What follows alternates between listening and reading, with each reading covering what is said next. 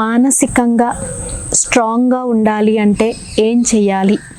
ఇప్పుడు ఒక ఆరోగ్యంగా మనం ఉండాలి అంటే శారీరకంగా కానీ మానసికంగా కానీ హెల్త్ స్టేట్ కంట్రోల్లో ఉంటేనే మనం బాగున్నట్టు.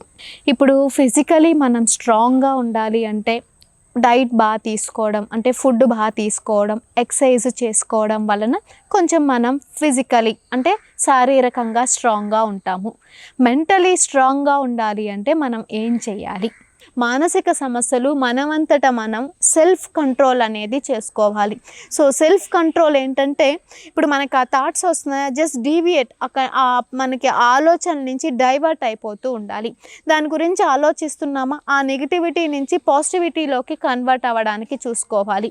లేదు ఇన్ కేస్ మనకి ఆ చిన్నదానికి కోపం వచ్చేస్తూ ఉందా, జస్ట్ ఒక 5 సెకండ్స్ 10 సెకండ్స్ హోల్డ్, ఒక 10 సెకండ్స్ అలా ఆలోచించుకొని ఎందుకు కోపం వస్తుంది, ఏంటి రీజన్ అని ఒక థింకింగ్ అనేది మనం అలవాటు చేసుకోవాలి. సో సెల్ఫ్ కంట్రోల్ అనేది మెయిన్గా ఉండాలి. మెడిటేషన్.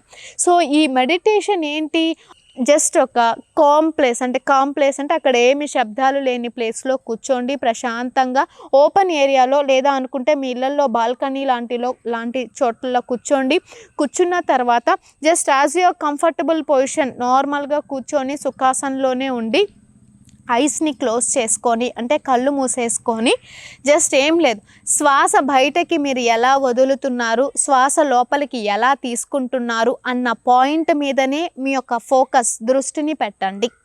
అలా ఒక 15 to 30 minutes డైలీ మీరు ఎప్పుడైతే ఈ శ్వాస మీద ఫోకస్ పెడతారో మీ యొక్క మైండ్ డైవర్షన్ అనేది తగ్గుతూ ఉంటుంది.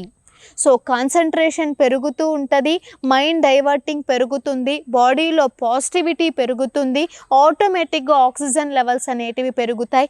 ఈ స్ట్రెస్లు, ఈ డిప్రెషన్లు, ఈ టెన్షన్లు ఇవన్నిటికీ మీరు చెక్ పెట్టేయచ్చు.